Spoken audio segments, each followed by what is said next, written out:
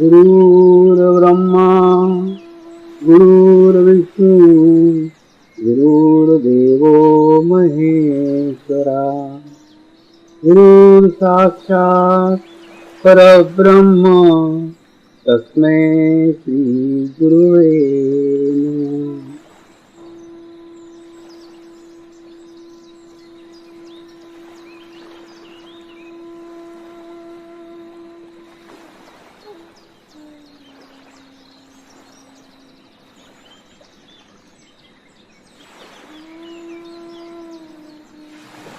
मेरे साथ ध्यान की शुरुआत करेंगे।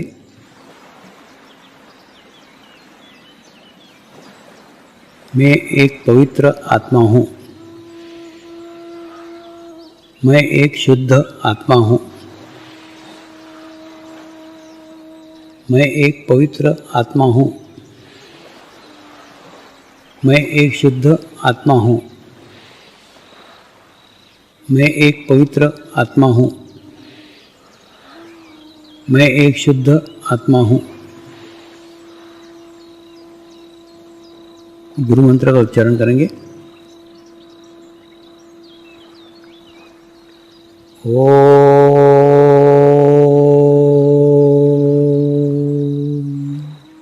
श्री शिवकृपानंद स्वामी नमो नमः। ओम श्री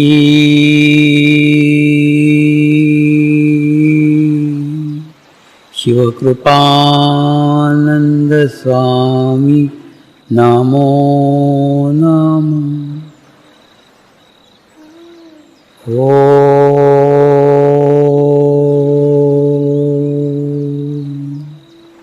श्री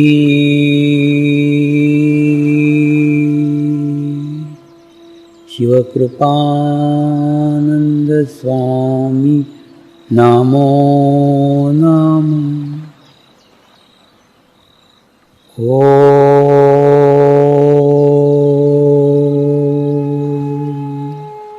श्री शिवकृपानंद स्वामी नमो नमः। ओम श्री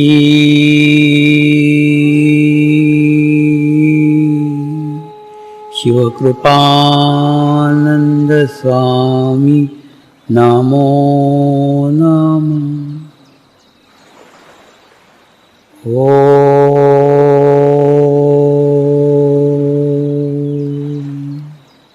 श्री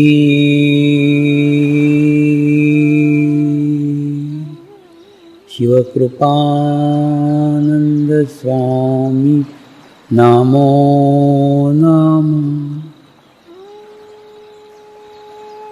ओम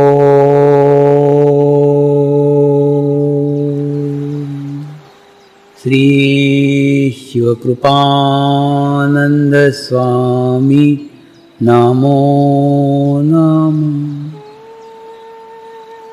ओम श्री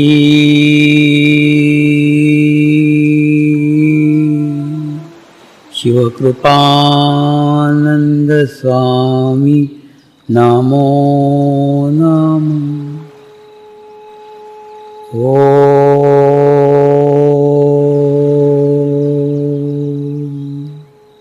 श्री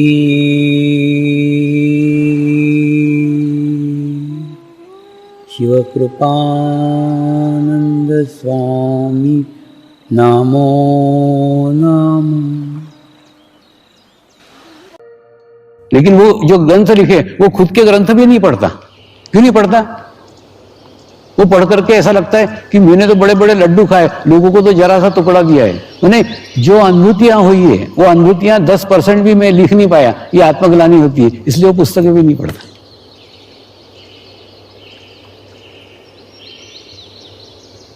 हमको पुस्तकी ज्ञान है, हमको पुस्तकी नॉलेज है। आज से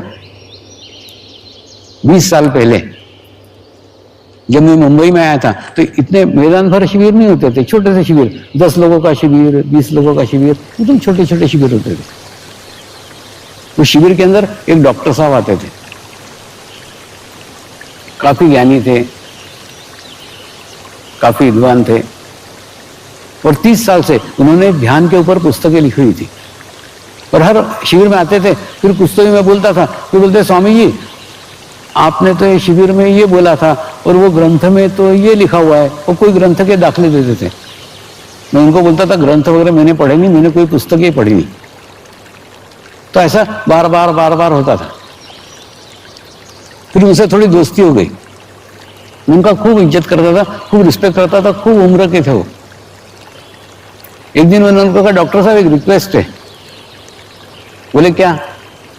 आप कल सुबह 6 बजे मेरे घर पे अंगूठा छाप बंद करके आ सकते हो क्या? तो हंसने लग गए, ऐसा क्यों बोल रहे हो? मैंने बोला आओ फिर मैं बताता हूं।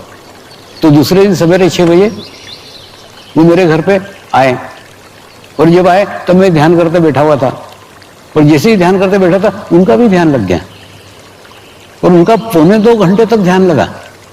और 1.25 घंटे बाद में जब उठे बोले स्वामी जी 30 साल से ध्यान के ऊपर पुस्तक लिख रहा हूं, इतना अच्छा ध्यान, इतना गहरा ध्यान आज तक कभी जीवन में नहीं लगा। क्यों? मैंने उनको कहा आज आप पुस्तकों का ज्ञान छोड़ करके आए हैं, आप कार लेके आए, कार से घुस गए कि मेरे घर में? नहीं, कार बाहर खड़ी करी और धीरे धीरे पैदल धीरे धीरे अंदर आए हैं। ठीक उसी प्रकार से पुस्तकों का ज्ञान आपको परमात्मा तक पहुंचा सकता है, परमात्मा की अनुभूति कभी नहीं करा सकता। पुस्तकें निर्जीव है, तुम सजीव हो। निर्जीव पुस्तकें सजीव कैसी अनुभूति करा सकते? हो ही नहीं सकता। आज आप पुस्तकों का ज्ञान छोड़ करके आए हो, सारा नॉलेज छोड़ करके आए हो, खाली होकर के आए हो, एम्प्टी होकर के आए हो, अंगूठा छाप बन करके आए हो, छोटे बच्चे बन करके आए हो। तो ग्रहण करने की क्षमता, आपकी गुणग्राहकता, आपकी रिसीविंग कई गुना बढ़ गई है। रोज पुस्तकें रोज आड़े आती थी, ये ग्रंथ में तो ये लिखा है, ये ग्रंथ में तो ये लिखा है। आज वो कुछ भी नहीं था। तो पुस्तकों के द्वारा परमात्मा तक पहुंच सकते हैं, परमात्मा की अनुभूति कभी नहीं कर सकते। इसलिए आपको भी रिक्वेस्ट है, आप आपके जीवन में जितनी आध्यात्मिक पुस्तकें पढ़ी है, जितनी धार्मिक पुस्तकें पढ़ी, सब छोड़ करके आओ। 8 दिन में बिल्कुल किसी से किसी का कंपैरिजन मत करो। मैंने पुस्तक पढ़ी नहीं, 8 दिन में आपको लाखों पुस्तकें पढ़ी है, जीवंत उनके अनुभव सुनाऊंगा। मेरे पास कोई पुस्तक का ज्ञान नहीं है, तो पुस्तक ज्ञान कृपया इसमें मिक्स मत करो। अब भी खाली होके आओ, छोटे बच्चे बन करके आओ, नन्हे बच्चे बन करके आओ, तो ग्रहण कर पाओगे, तो ले पाओगे। होता है ना, हम पुस्तक में गाय का चित्र देखते हैं, चित्र देख करके हमको क्या पता लगता है? गाय के 2 सींग होते हैं, गाय के 4 पैर होते हैं, गाय लाल सफेद काले रंग की होती है, गाय दूध देती है। सब जानकारी गाय के बारे में हमको पुस्तक से मिल सकती है। लेकिन दूध पीने की इच्छा हुई तो पुस्तक की गाय दूध देगी क्या? नहीं देगी। उसके लिए आपको जीवंत गाय के पास ही जाना होगा। बिल्कुल ठीक ऐसा ही है। पुस्तकें आपको ज्ञान दे सकती है, ज्ञान इतना दे सकती है कि अगर मैदान के अंदर गधा चल रहा है और गाय चल रही है तो आप पहचान सकते हो गधा कौन सी और गाय कौन सी। बस इतना ज्ञान मिलेगा, बाकी कुछ नहीं। दूध नहीं पीने को मिलेगा। होता है ना। इंग्लैंड की थियोसॉफिकल सोसाइटी मुझे बार बार लेक्चर देने को बुलाती है, और आप कल्पना नहीं करोगे 3-3 मंजिल उनकी लाइब्रेरी है, किताबें के ढेर लगे हुए हैं।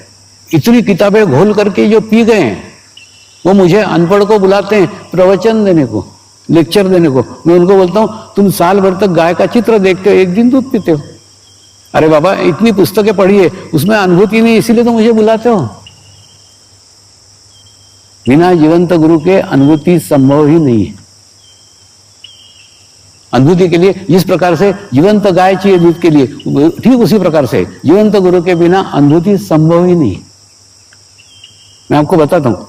देखो, जैसे समझ लो, कल्पना करो कि तुम्हारे घर के पास में एक खेत है, खेत के अंदर एक किसान है। किसान एक जगह को खूब रोज साफ कर रहा है, रोज वहां पे पानी दे रहा है, रोज वहां पे खाद डाल रहा है, खूब नियम से डाल रहा है। हाँ, कभी जाकर के आम की एक डंडी लगाता है वहां पे, उसके बाद में आप देखते हो कभी जाकर के वो आम का चित्र लगाता है, कभी देखते हैं कि आम की वो आरती करते रहता है। तो आप पूछते हो ये सब क्या करते रहता है तू? तो वो उत्तर देता है मैं चाहता हूं यहां आम का एक वृक्ष उग जाए। तो आप उसको बोलते हो अरे अनपढ़, जब तक आम का बीज नहीं होगा आम का वृक्ष कैसे उगेगा? बीज के कभी वृक्ष उगता है क्या? ऐसा कभी वृक्ष होगा? कभी नहीं होगा। ये ज्ञान आपको है, ये प्रकृति का नॉलेज आपको है, तो यही प्रकृति का नॉलेज आध्यात्म में लाओ ना। जब तक आध्यात्म का बीज आपको नहीं मिलेगा आध्यात्म का वृक्ष पैदा हो ही नहीं सकता। मेरा 60 साल का अनुभव है। आध्यात्म का बीज मिलने के बाद में फिर उस बीज को धीरे आप खाद डाल करके, पानी डाल करके, नियमित ध्यान करके उसका वृक्ष में तब्दील कर सकते हो, उसका वृक्ष बना सकते हो। लेकिन जब तक बीज नहीं है कैसे होगा? तो इसलिए अध्यात्म का बीज प्राप्त करने की सबसे पहले इच्छा करो। सबका मार्ग, सबका रास्ता एक ही है। आप शुद्ध इच्छा करो, जैसे इच्छा करोगे वैसे आगे का रास्ता खुलेगा, वैसा आगे का मार्ग खुलेगा।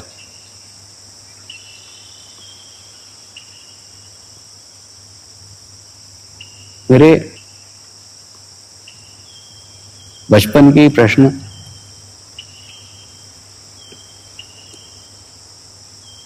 जो आज भी 60 साल के बाद युवा पीढ़ी के सामने जो के त्यों हैं। आज मैं भारत की बात नहीं कर रहा हूं, विश्व के अंदर सभी का कहना है कि युवा पीढ़ी का अध्यात्म में कोई रुझान नहीं है, अध्यात्म में उसका कोई इंटरेस्ट नहीं है। दूसरा, हम ना अंग्रेजों को गाली देते, अंग्रेज बोलते हमारे नहीं है। जैसे हम बोलते अंग्रेजी संस्कृति के कारण हमारी संस्कृति खराब हो गई, अंग्रेज बोलते कि हमारी, वो बोलते नहीं, ये पाश्चात्य संस्कृति, आधुनिक संस्कृति के कारण हमारी संस्कृति खराब हुई। मैंने बोलते हम कितने टाइम के पंचुअल थे, हमारे लड़के कहाँ हैं अभी? ये सब पाश्चात्य संस्कृति का, आधुनिक संस्कृति बोलते वो। आधुनिक संस्कृति का प्रभाव हमारे सब संस्कृतियों पर पड़ा है। ये आधुनिक संस्कृति है, आज की संस्कृति है। हम बोलते हैं पाश्चात्य संस्कृति, वो बोलते पाश्चात्य नहीं, आधुनिक संस्कृति। आधुनिक मैंने उनके भी लड़कों को वही इफेक्ट हो रहा है जो हमारे लड़कों को हो रहा है। लेकिन कभी खोजा है, कभी विचार किया है, कभी सोचा है कि ऐसा क्यों हो रहा है? इसलिए हो रहा है कि आज की पीढ़ी प्रैक्टिकल की पीढ़ी है।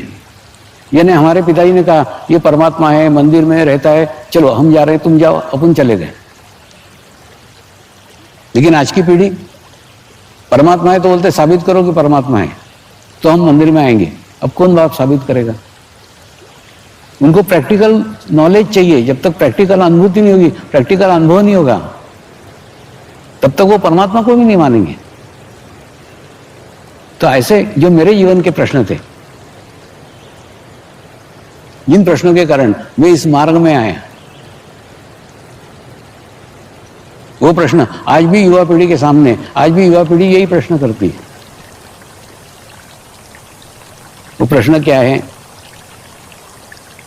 आज हम उसकी चर्चा करेंगे।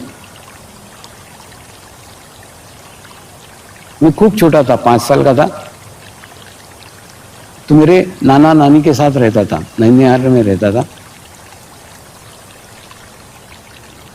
मेरी नानी और मेरा नाना, यही मेरा छोटा सा विश्व था, क्योंकि इन्हीं लोगों को मैक्सिमम टाइम था मेरे को देने के लिए और मेरे पास उनको देने के लिए। और मेरे नाना जी हनुमान भक्त थे, वो हर शनिवार को एक हनुमान जी के मंदिर में मुझे लेकर के जाते थे। दूसरा, मेरी नानी उसका कृष्ण भक्त थी, वो कृष्ण के मंदिर में मेरे को लेके जाती थी। और नानी को बोलता था हनुमान मंदिर चल, तो बोले नहीं वो नाना जी का भगवान है। और नाना जी को बोलता था कृष्ण के मंदिर में चलो, बोले नहीं वो नानी का भगवान है। मैंने एकदम 5 साल के उम्र में मुझे ज्ञान हो गया था, भगवान मानने के ऊपर है। कोई किसी का भगवान कोई भी हो सकता है, और पति पत्नी के भगवान भी अलग अलग है, तो भी आराम से उनका संसार चल सकता है। दूसरा, हमारे घर पे एक महात्मा जी आते थे और मेरी नानी कहती थी परमात्मा के वो माई के हैं, उनके माध्यम से साक्षात परमेश्वर बोलता है। लेकिन एक दिन उनको टीबी हो गया और हॉस्पिटलाइज हो गए वो। मैंने नानी को कहा, नानी तू तो बोलती है कि वो परमात्मा के माइक है, उनके माध्यम से परमात्मा बोलता है, तो परमात्मा अपने माइक को भी अच्छा नहीं रख सकता? नानी बोली ऐसी बातें बच्चों ने नहीं करना चाहिए। मैंने बोला नानी या तो परमात्मा ही नहीं है या तो ये परमात्मा के माइक नहीं है, दोनों में से एक बात बता। नानी एक भी बात मानने को तैयार नहीं थी। कुछ दिन बाद देखा हरिद्वार के अंदर नाव से लोग जा रहे थे, दर्शन के लिए जा रहे थे, नदी पार कर रहे थे और नदी के अंदर नाव डूब गई, 27 लोग वहीं के वहीं मर गए। फिर मैंने नानी को कहा, नानी तू बोलती है परमात्मा है, परमात्मा कहाँ है परमात्मा? रोड के ऊपर एक्सीडेंट होते हैं, वो बात तो समझ में आ रही है, लेकिन परमात्मा उनको भी नहीं बचाता जो उसका दर्शन करने के लिए आ रहे थे, जो उसके भक्त हैं। वो नाव में डूब के मर जाते, वो उनको नहीं बचाता। नानी के पास में इसका भी कोई उत्तर नहीं था। उसके बाद में देखा तो एक मुसलमान फकीर मोर पंख लेकर के खड़ा रहता था मस्जिद के सामने, और जो भी व्यक्ति उसके सामने सर झुकाता था वो उसके ऊपर मोर पंख से उसको उसकी बीमारियां ठीक करता था। आने वाले को उसकी जात नहीं पूछता था, आने वाले को उसका धर्म नहीं पूछता था। जो भी व्यक्ति आए, किसी का पेट दर्द हो रहा है तो भी वही झाड़ता था, सर दर्द हो रहा है तो वही झाड़ता था, दस्त लग रहे हैं तो भी वही झाड़ता था। और एक हिंदू साधु को देखा जो भभूति देकर के दूसरों की बीमारियां ठीक करता था। सर दर्द हो रहा है भभूति, पेट दर्द हो रहा है भभूति, कान में दर्द है भभूति। वो भी आने वाले को उसकी जात नहीं पूछता था, आने वाले को उसका धर्म नहीं पूछता था। फिर मेरे बचपन में प्रश्न आया, नानी मुसलमान हिंदुओं को कैसे ठीक करता है और हिंदू साधु मुसलमानों को कैसे ठीक करता है? क्या परमात्मा एक ही है? क्या परमेश्वर एक ही है? ये भी तो वो एक दूसरे को ठीक कर सकता है, अन्यथा हिंदुओं ने हिंदुओं को करना चाहिए, मुसलमानों ने मुसलमानों को करना चाहिए। नानी के पास इसका भी उत्तर नहीं था, लेकिन नानी ये कहती थी कि परमात्मा अविनाशी है, परमात्मा कल भी था, परमात्मा आज भी है और परमात्मा कल भी रहेगा। मैंने नानी को बोला, नानी मैं आज के परमात्मा को खोजूंगा। नानी बोली हाँ तू कर सकता है, तेरी उम्र छोटी है ना, मैं बुढ़ी हो गई, अब मेरे से नहीं होगा वो। मैंने उसको वचन दिया था, नानी जिस दिन मेरे को परमेश्वर मिल गया वो परमेश्वर को मैं सब में बांटूंगा।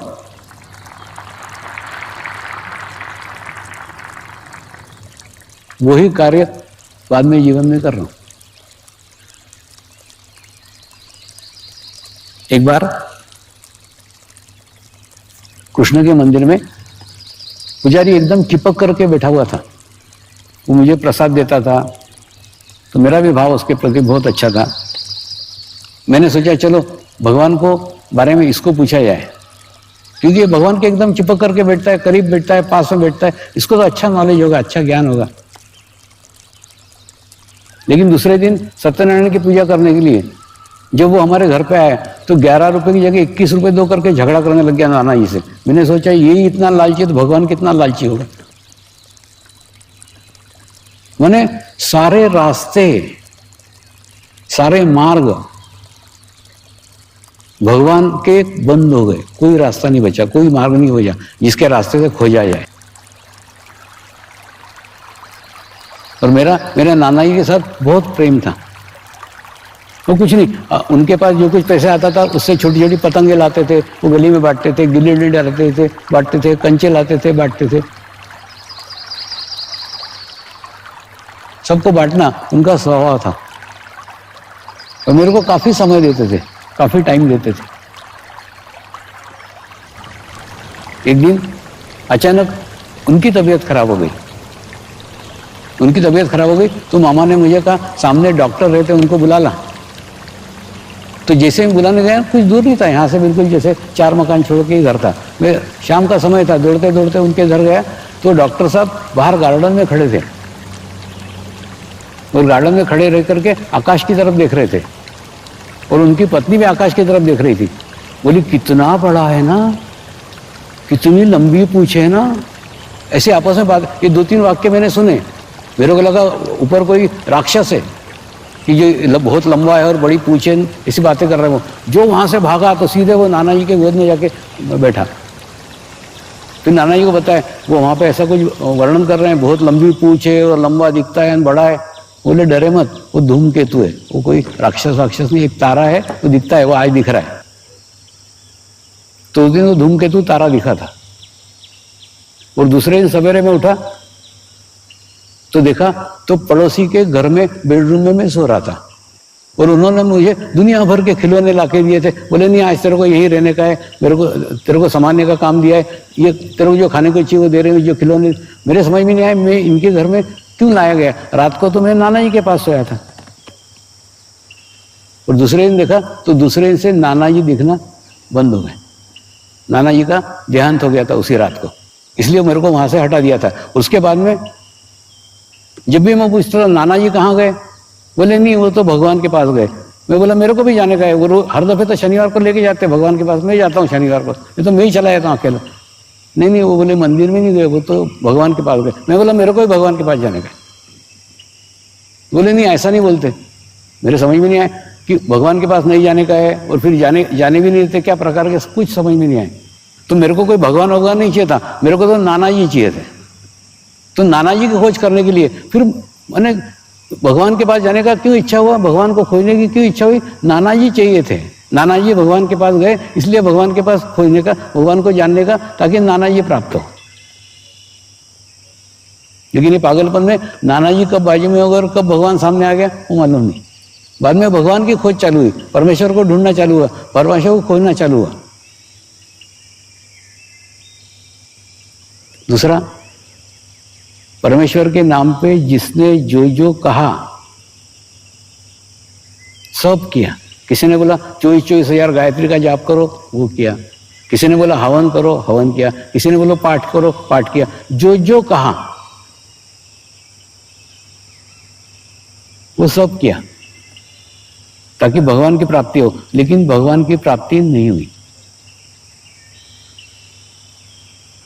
तो मैं मेरे अनुभव से बताता हूं, प्रयत्न से कभी भगवान प्राप्त नहीं होते। आध्यात्मिक क्षेत्र में प्रयत्न को कोई स्थान नहीं है। दूसरा, मेरे अनुभव, मेरे एक्सपीरियंस आपके कुछ काम के नहीं है, आपके कोई काम नहीं आएंगे। जैसे गुरु रहता है ना, एक आकाश मार्ग से गया, एक प्लेन गए, यहां से यहां उधर गए, जाने के बाद में सब मिट जाता है, कुछ भी नहीं दिखता आकाश। उसी प्रकार से माध्यम चले जाने के बाद में माध्यम का मार्ग भी चला जाता है, माध्यम के साथ ही मार्ग चला जाता है, माध्यम के साथ ही जाया जा सकता है। आज आप मेरे साथ हो, जा सकते हो, चल सकते हो, हम पहुंच सकते हैं। जाने के बाद में कोई गारंटी नहीं, क्योंकि मार्ग बचेगा ही नहीं फिर। हाँ, दिशा मिल सकती है, मैं इस दिशा में गया, उस दिशा में जा सकते हो, लेकिन मार्ग बाकी नहीं रहेगा। मार्ग का महत्व वर्तमान समय का ही है, वर्तमान काल का ही है। इसलिए जब आप आपके अनुभव लेने जाओगे, आप आपकी अनुभूतियां लेने जाओगे, आपको आपकी अनुभूतियां अलग आएंगी। पुस्तकों में लिखी गई अनुभूतियां, पुस्तकों में लिखे गए अनुभव हमको थोड़ा दिशा निर्देश कर सकते हैं, लेकिन वही अनुभव हमको आए ऐसा जरूरी नहीं है।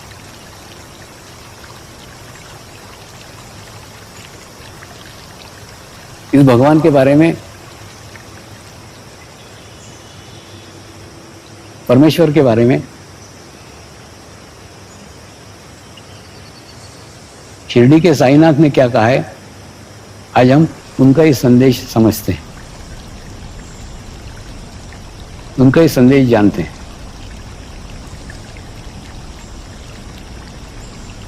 उनके इस संदेश को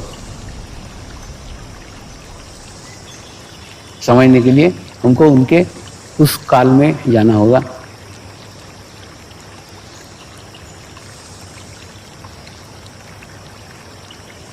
उनकी जीवन काल की घटनाएं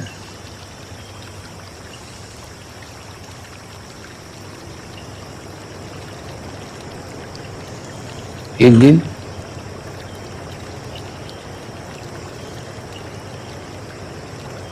सुबह सुबह का ही समय था।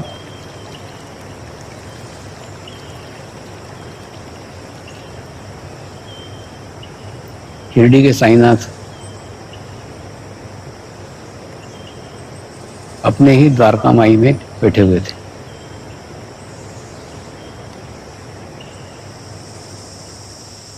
उन्होंने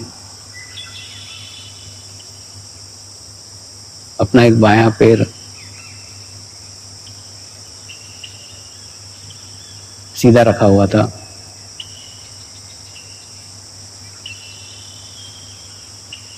और कल ये चलते समय अंगूठे को चोट लगी थी।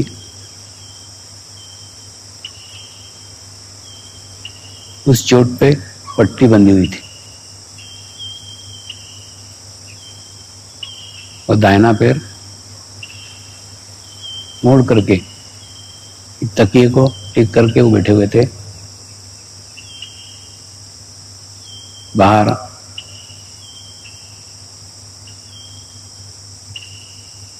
कुछ बहनें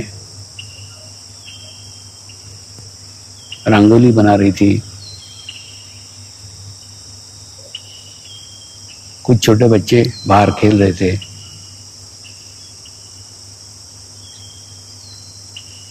वहीं एक भक्त धुनी के पास बैठ करके धुनी की कुछ राख, कुछ उदी एक पात्र में एकत्र कर रहा था और दो किसान, हे परमात्मा, हम सभी पवित्र आत्माएं आपको हृदय से प्रार्थना करते हैं कि सारे विश्व में शांति हो, सारे विश्व के आत्माओं की आध्यात्मिक उन्नति हो एवं सर्वांगीण उन्नति हो। यही हम सब आत्माओं की शुद्ध इच्छा है। नमस्कार करेंगे। हे परमात्मा, हमारे सद्गुरु श्री शिव कृपानंद स्वामी जी का स्वास्थ्य सदैव अच्छा बना रहे एवं उनकी आयु दीर्घ हो, यही हम सब पवित्र आत्माओं शुद्ध प्रार्थना है, शुद्ध प्रार्थना है, शुद्ध प्रार्थना है। शांति पाठ करेंगे। ओम द्यो शांति अंतरिक्ष वम शांति पृथ्वी शांति आपः शांति औषधयः शांति वनस्पतयः शांति विश्वे देवाः शांति ब्रह्म शांति सर्वं शांति शांतिरेव शांति श्यामा शांतिरेधि। ओम शांति शांति शांति सर्वरिष्टतु शांतिर्भवतु। जय